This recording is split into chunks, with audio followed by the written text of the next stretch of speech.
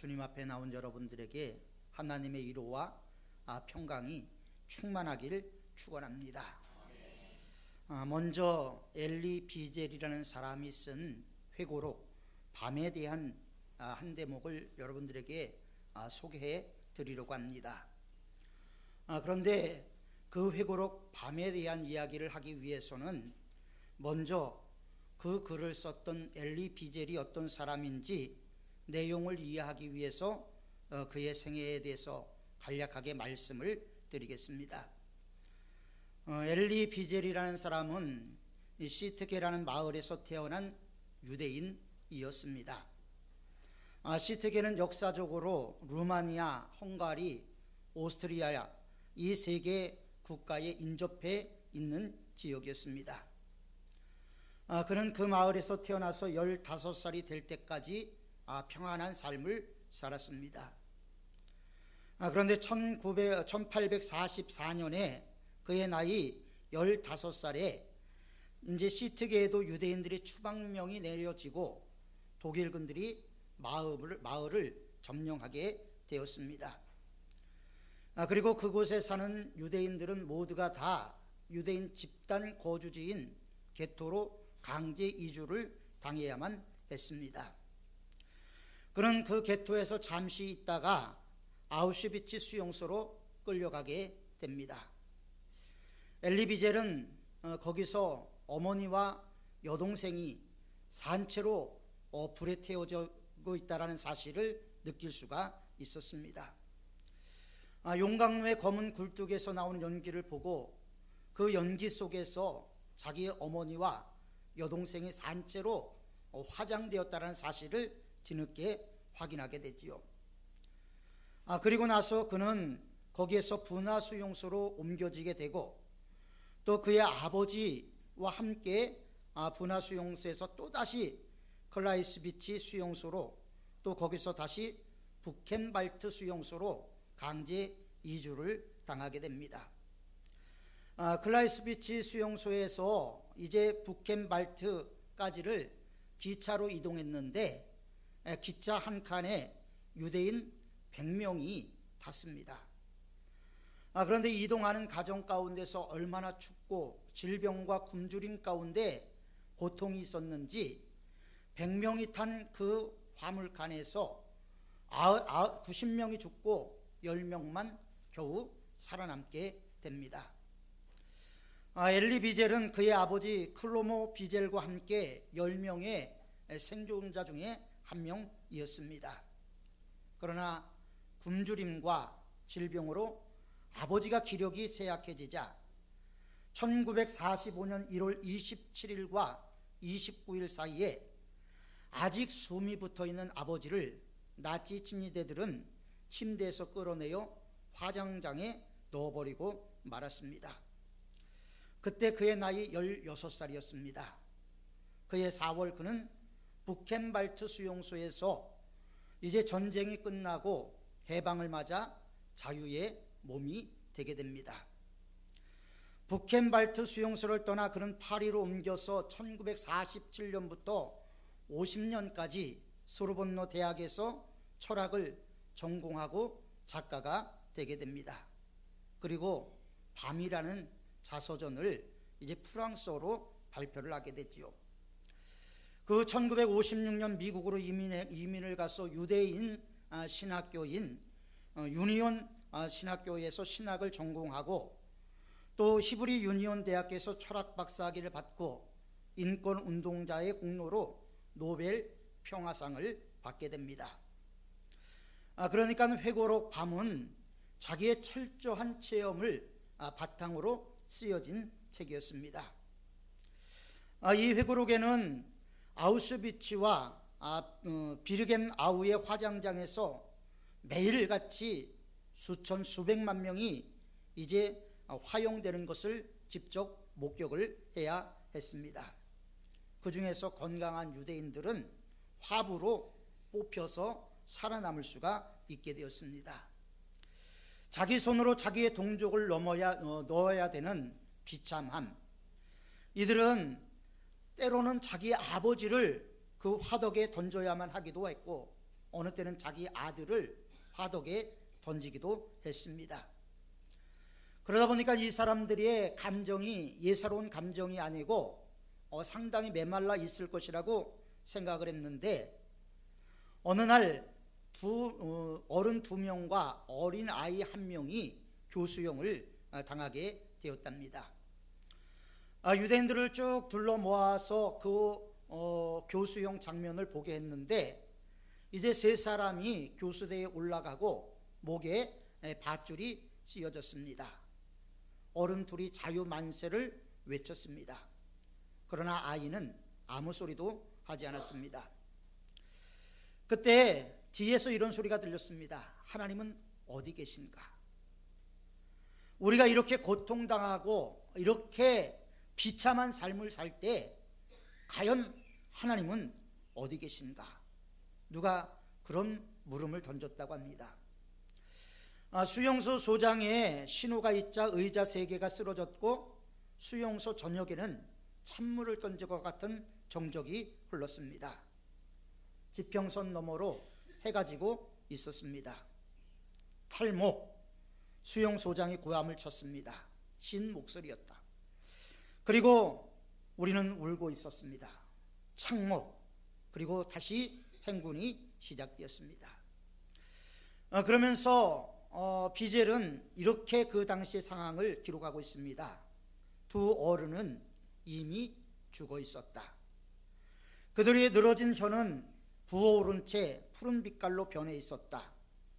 그러나 3번째 줄에 있는 아이는 아직 움직이고 있었다.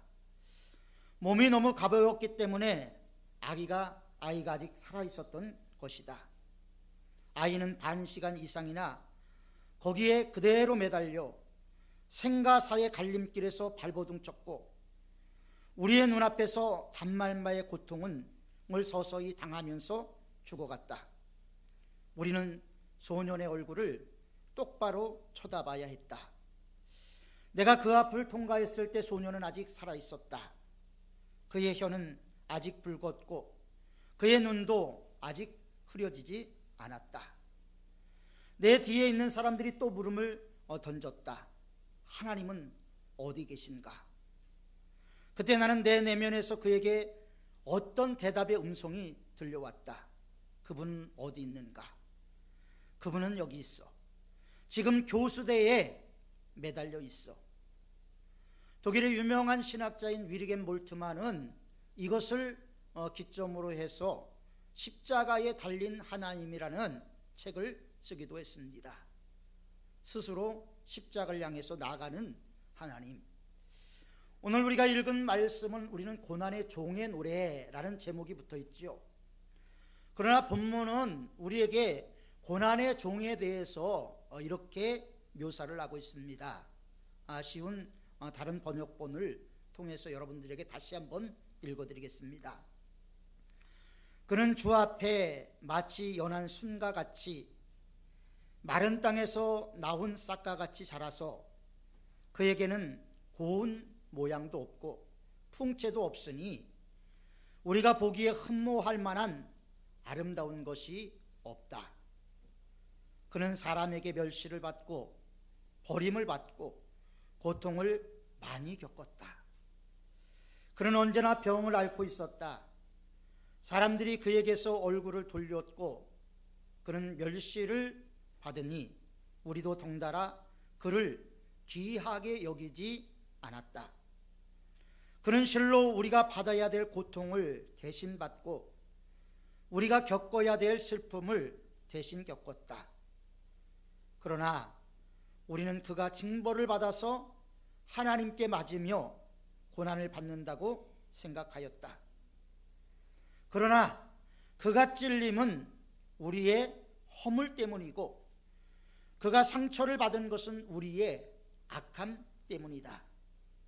그가 징계를 받음으로써 우리가 평화를 누리고 그가 매를 맞음으로써 우리의 병이 나았다. 우리는 모두 양처럼 길을 잃고 각기 제 길로 흩어졌으나 주께서는 우리 모두의 죄악을 그에게 지우셨다. 그는 굴욕을 당하고 고문을 당하였으나 아무 말도 하지 않았다. 마치 도살장으로 끌려가는 어린 양처럼, 마치 털 깎는 사람 앞에서 잠잠한 양처럼 끌려가기만 할 뿐 아무 말도 하지 않았다. 그가 체포되어 유죄 판결을 받았지만 그 세대 사람들 가운데 어느 누가 그를 사람이 사는 땅에서 격리된 것을 보고 그것이 바로 형벌을 받아야 할 내 백성의 허물 때문이라고 생각하였느냐?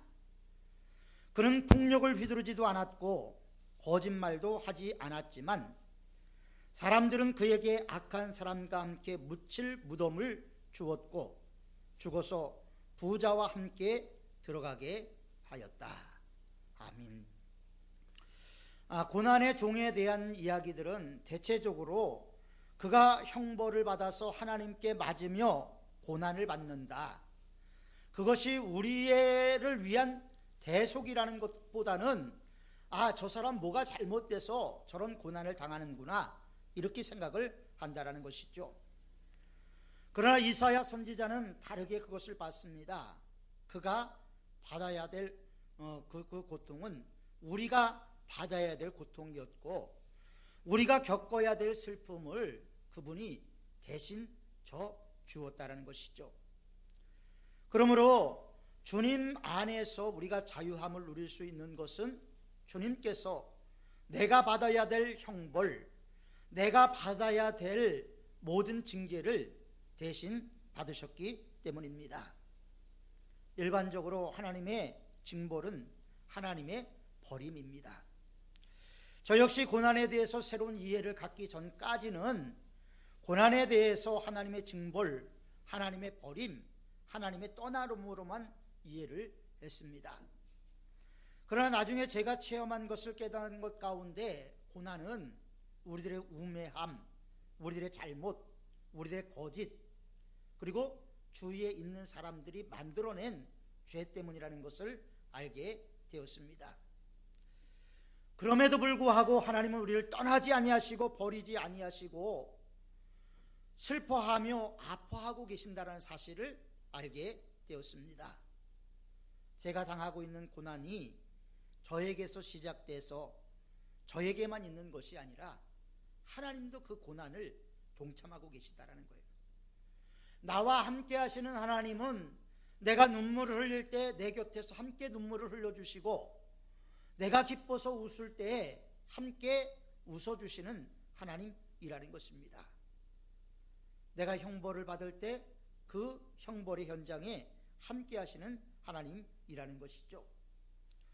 그러므로 고난의 종은 냉소적이거나 무감각한 분이 아니라 우리들에게 하나님이 우리를 어떻게 사랑하시는가 하는 것을 보여주는 장면이 바로 십자가의 사건이죠. 본문에 나타난 고난의 종은 바로 하나님 자신입니다. 우리의 죄를 담당하신 하나님, 우리와 함께 십자가의 형틀에서 절규하시는 하나님이라는 것입니다. 우리 인간의 죄와 고난에서 치유되고 해방될 근거가 과연 어디 있는가? 우리가 묶여있는 상태에서 이 묶임을 벗어나서 사냥꾼의 올무에 매여 있던 새가 자유를 얻기 위해서 예수 그리스도가 우리에게 있어야 한다는 것이죠. 하나님이 우리의 허물을 대신 지었다는 것입니다. 제가 아주 어렸을 때였습니다. 초등학교 시절에 뭘 잘못해서 어머니에게 심한 꾸중을 들었던 적이 있습니다. 내가 잘못을 해서 꾸중을 들었으니까 뭐 이유를 들거나 반박할 수는 없었겠죠. 그리고 되들어봤자 더 심한 야단과 함께 매가 돌아올 테니까 그 힘센 어른에게 대항할 수도 없었습니다. 그러나 내가 잘못을 했지만 너무 심한 것이 아닌가, 이런 생각이 들어서 마음속에 울분이 생기기 시작을 했습니다. 어머니께서 저녁을 차려놓으셨습니다. 제가 좋아하는 반찬들을 준비하셨죠. 그러면서 저녁을 먹으라고 얘기했을 때 저는 문을 쾅 닫고 들어가면서 안 먹어! 엄마나 많이 먹어. 그리고 들어가고 말았습니다. 그러면서 내가 안 먹음으로 말미암아 엄마가 힘들 것이다라는 생각을 갖게 됐죠. 저의 목적은 내가 괴로우니 너도 한번 당해봐라. 물론 그 당시에는 그거를 느끼지 못했지만 제가 심리학을 공부하면서 느끼는 것이 이것이 내 마음 속에 있는 무의식 속에 있는 피하증이라는 것을 알게 됐습니다. 내가 힘든 것을 나만 힘들면 안 되고 너도 힘들어야 된다. 이것을 심리학적인 용어로 피하증이라고 얘기를 합니다. 그럴 때 우리 어머니의 마음은 더 힘들고 더 어려운 것이죠. 그것과 마찬가지로 우리가 어떠한 모습으로 반항하고 우리가 어떠한 모습으로 하나님을 대항하고 하나님의 말씀을 역행할 때 하나님의 말씀이 더 아플 수밖에 없는 것이죠. 이것을 영적인 피학증이라고 이야기할 수가 있을 것입니다. 우리는 우리의 죄가 있으면, 우리의 허물이 있으면 그것을 숨기려 하지요. 그렇지 않으면 다른 사람에게 그것을 뒤집어 씌우려고 합니다. 책임을 회피합니다. 우리의 기억 속에서 잘못된 것을 추방하려고 하지요. 그러나 추방되는 것이 아니고 우리들의 마음속에 무의식 속에 그것이 하나 둘 쌓이게 됩니다. 그러한 방법으로는 질병, 상처, 불행이 해결될 수가 없습니다. 우리가 아파하며 부끄러워하며 고통하는 그 하나님의 모습을 우리가 생각해 봐야 된다는 거예요. 외로운 밤에 나 홀로 잠을 못 이루고 뜬 눈으로 밤을 새면서 옷깃을 눈물로 적시고 있을 때 하나님이 내 옆에서 나를 위로하고 계신다는 것을 우리가 영적으로 확실하게 느낄 수가 있을 때 우리는 진정한 위로를 받을 수가 있게 되고 거기에서 진정한 속죄의 은총을 발견할 수가 있게 됩니다. 죄를 숨기고 도망하거나 회피해서 다른 희생양을 찾는다고 해서 우리들의 마음의 문제가 해결되는 것은 아닙니다. 우리는 우리의 현실을 그대로 받아들일 필요가 있지요. 그러나 우리 현실 속에서 함께 하시는 하나님을 동시에 발견할 수 있는 영적인 안목이 우리에게 분명히 있어야 하는 것입니다. 고난과 질병은 대체적으로 죄와 관련이 있지요.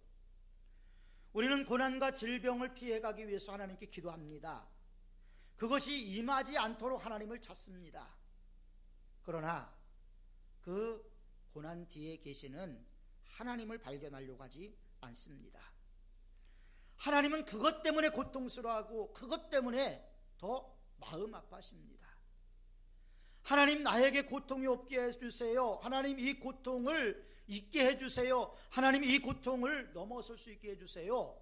기도하지만 정작 그 기도로 우리를 위로하실 하나님을 우리가 발견하지 못하는데 우리에게 진정한 위로를 주시고자 하는 하나님의 능력이 임하지 못하고 있다는 것입니다. 하나님은 우리와 함께하기를 원하고 계시죠. 우리는 사회의 온갖 죄악 가운데서 십자가에서 아파하시는 예수 그리스도를 볼 수가 있어야 됩니다. 십자가에서 질병을 짊어지신 예수 그리스도를 볼 수가 있어야 됩니다. 내 아픔을 짊어지신, 내 고통을 짊어지신, 내 좌절을 짊어지신 예수 그리스도를 볼 수가 있어야 하는 것입니다. 우리들의 개인적인 질병, 각종 중독, 정신적인 질환, 마음의 상처로 인해서 고통받는 우리의 삶의 현장에서 우리를 위로하시고 우리에게 새로운 힘을 주시기를 원하시는 그 그리스도에게로 우리는 나가야 하는 것입니다. 꽤 오래전에 테레사 수녀가 함께 사역을 했던 사람들이 인터뷰했던 내용이 책에서 읽은 적이 있습니다. 그 인터뷰 가운데 아직도 기억에 남는 이런 말이 있었어요. 길거리에 버려진 사람들을 데려다 씻겨주고 기름을 발라주고 그 다음에 먹여주고 이런 단순한 구제와 봉사만 한다면 실증이 나서 할 수가 없다라는 거예요. 이분들 얘기가 늘 똑같이 반복되는 그 봉사의 삶 속에서 무미하고 건조함을 느낄 수밖에 없어서 자기들은 그런 봉사를 못한다라는 거예요. 그런데 버려진 그들 속에서, 그들의 눈망울 속에서 외로워하고 고통스럽고 아파하는 예수 그리스도를 본답니다. 그러니까 예수 그리스도를 보고 나서 그들을 데려다가 씻겨주고 먹여주고 단조로운 일이지만 그것을 은혜 가운데 할 수 있는 능력이 생기게 된다는 것이죠. 우리는 어떻습니까? 우리 주위에 있는 사람들에게 그리스도의 모습을 보고 있습니까? 혼자 아파하고 있는 사람들, 그 사람 가운데서 함께 아파하는 예수 그리스도를 봐야 되는데 그 예수 그리스도를 보지 못하고 잘못된 그 사람을 향해서 손가락질을 하지는 않았습니까?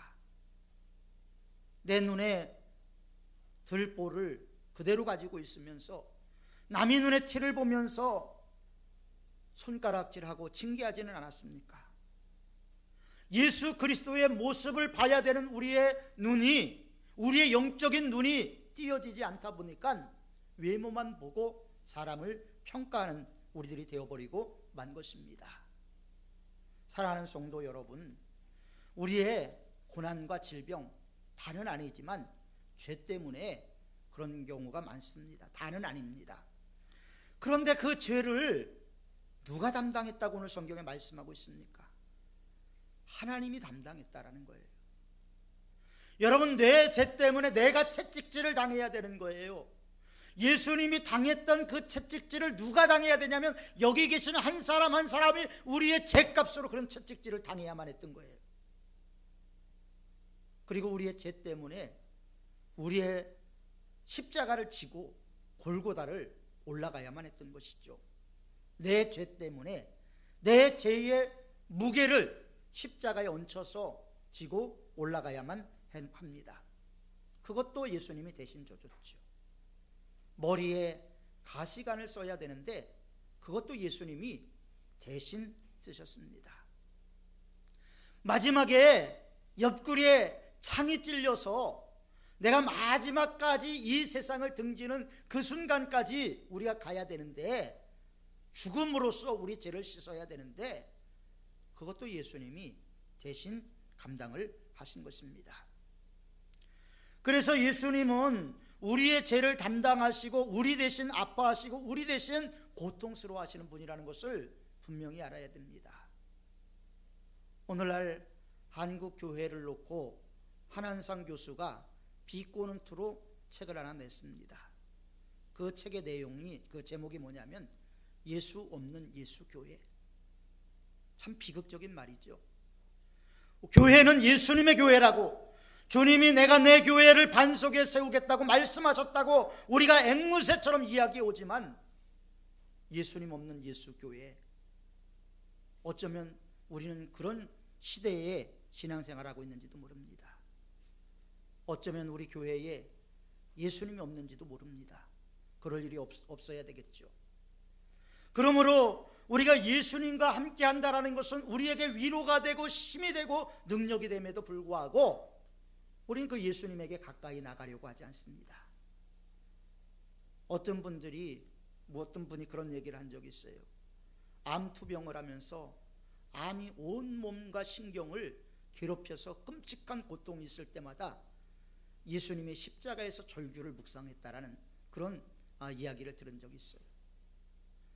나 혼자 당하는 고통이 아니고 나보다 더 끔찍한 고통을 당하는 예수 그리스도를 묵상하면서 그 어려운 순간들을 넘겼다라고 이야기하는 그런 내용을 들었습니다. 여러분들은 어떻습니까? 내가 힘들고 지치고 아플 때 나 혼자 힘들고 아프고 지쳐 하십니까? 아니면 내 곁에서 함께 그렇게 동행하시고 동참하고 있는 예수 그리스도의 위로를 받고 우리의 마음의 위로를 받게 됩니까? 영국의 시인이었던 조지 바이런은 친구는 나의 슬픔을 반으로 줄이고 나의 기쁨을 배로 드린다고 이야기를 했습니다. 예수님은 우리의 친구라고 이야기를 했습니다. 예수님은 내 슬픔을 반으로 줄여주길 원하십니다. 내 고통을 반으로 줄여주길 원합니다. 내 절망을 반으로 줄여주길 원합니다. 그리고 기쁘고 즐겁고 행복한 것은 배가 되게 만들어주기를 원하고 계십니다. 우리가 당하는 고통, 우리가 당하는 마음속의 상처와 아픔들, 우리보다 예수님이 다 감당했어요. 우리가 감당하는 고통 가운데, 아픔 가운데 예수님이 당하지 않은 고통은 아무것도 없었습니다. 이미 하나님께서 담당하셨던 고통의 일부이지요. 하나님께서 담당하지 않았다면 이미 우리는 파멸되었을지도 모릅니다. 우리는 죄를 짓고 파괴하는데 너무 빠르죠. 새 생명을 창조하고 치유하는 데는 우리 힘이 없습니다. 그래서 우리는 하나님의 불가항력적인 은혜가 우리에게 있어야 되는 거죠. 우리가 거부할 수 없는 불가항력적인 은혜가 우리 안에 넘쳐야 되는 거예요. 어떻게 그런 삶을 살 수 있겠습니까? 예수님을 묵상하는 거죠. 성경에 기록됐던 예수님이 나와 함께하는 것을 기억하면서 묵상하는 것입니다. 그럴 때 치유할 수 있는 구원의 능력이 주님으로부터 우리에게 임하게 되는 줄 믿습니다. 우리의 절망으로부터 벗어나게 하시는 줄 믿습니다. 우리 모두는 다 상한 심령을 갖고 이 세상을 살아갑니다.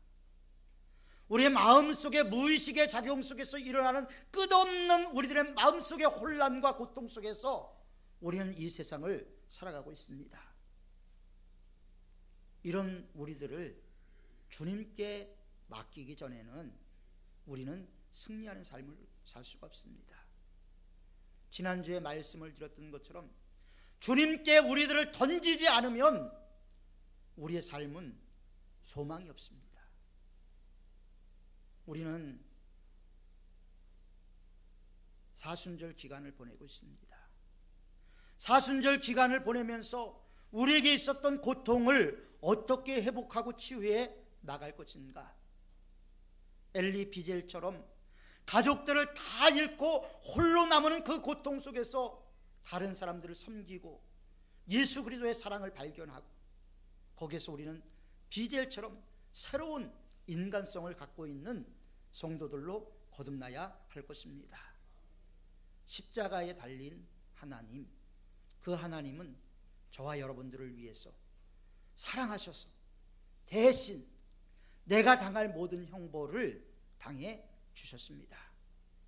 그 주님을 사순절 기간 동안 내내 묵상하면서 우리들의 마음속에 있는 상처와 아픔과 절망과 좌절이 다 회복되고 치유돼서 하나님의 은혜 가운데 물된 동산 같은 저와 여러분들의 심령이 되시기를 주님의 이름으로 축원합니다. 기도하겠습니다. 사랑과 자비가 풍성하신 아버지 하나님, 오늘 우리가 비젤의 생애를 통해서 십자가에 달린 하나님을 생각해 봤습니다. 하나님, 우리가 살아가는 세상이 참 녹록지 않고 힘들고 지치게 하고 낙심되게 하는 세상을 살아갑니다. 그러나 하나님, 이런 세상 가운데서도 하나님이 계시기에 일어날 수 있고 하나님이 계시기에 도전할 수 있고 하나님이 계시기에 승리할 수 있게 하심에 감사를 드립니다. 하나님, 나 혼자 있는 것이 아니고 주님이 늘 나와 함께 하시는 하나님이라는 것을 기억할 수 있도록 도와주옵소서. 하나님은 어디 계신가? 하나님은 나와 함께 하시고 내 삶의 현장에서 함께 동행하고 계시다는 사실을 늘 묵상하면서 나는 혼자야, 나는 외로워, 이런 말을 하는 것이 아니라 주님과 깊은 영적인 교제를 나누며 위로받고 소망을 얻는 저희들 다 될 수 있도록 도와주옵소서. 예수님의 이름으로 기도하옵나이다. 아멘.